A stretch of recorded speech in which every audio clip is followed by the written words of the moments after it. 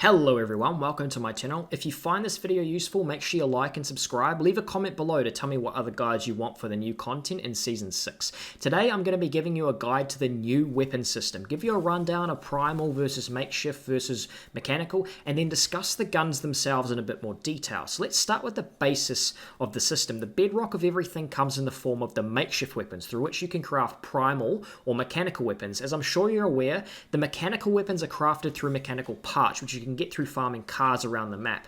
Animal bones you can grab through killing animals, which can also be found all over the map.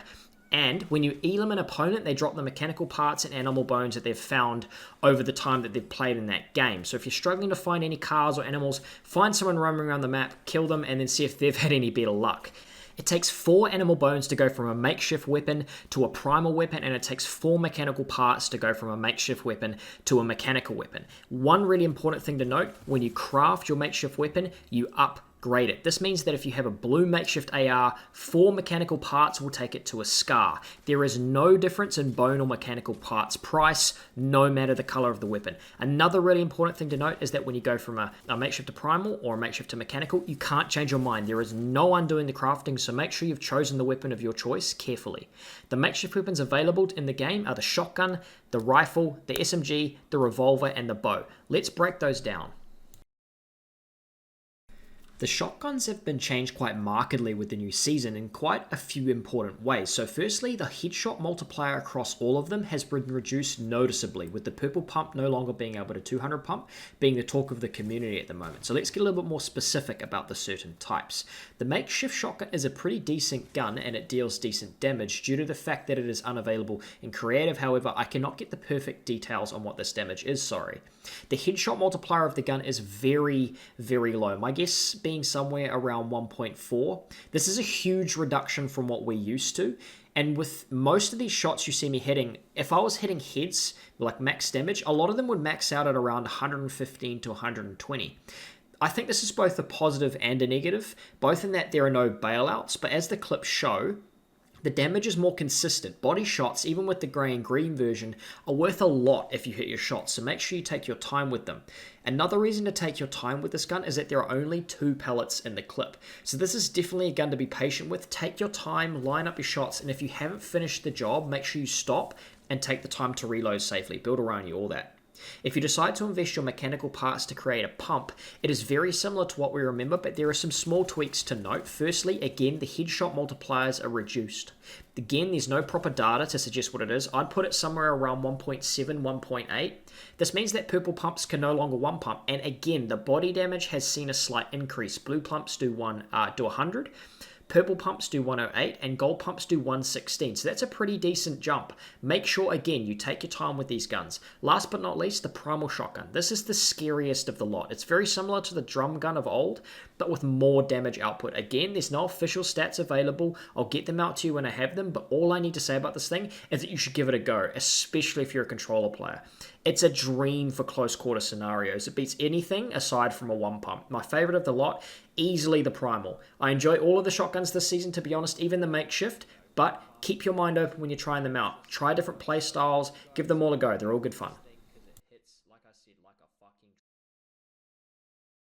The ARs are much more simple than the shotguns, so this will be a shorter segment. Simply put, aside from maybe hard W keying, I believe the mechanical AR that we're all used to is much better than the makeshift and primal versions, and I think by quite a way.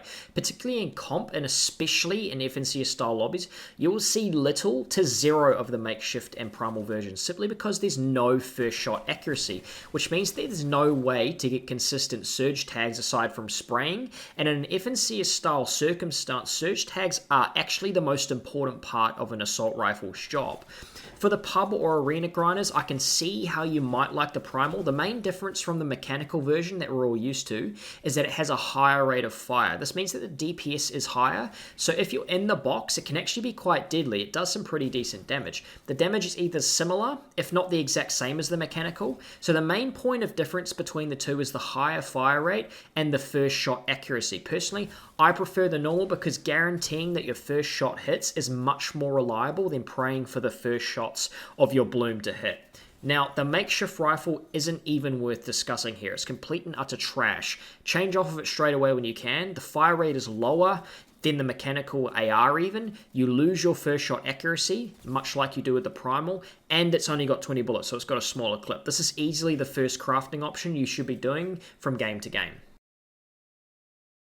There is no real significant change to the submachine guns aside from some generally pretty arbitrary points, and I think it isn't a huge deal to be made over which submachine gun you decide to take from game to game. The makeshift is pretty reminiscent of the old SMG, back from the old map, and when the stats are compared to the mechanical and then the primal, there actually isn't a huge amount of difference. Performance also doesn't seem to be hugely different. There's a damage output that is pretty similar between all three. The major difference is actually the clip size and then reload time. So this is really down to your personal preference.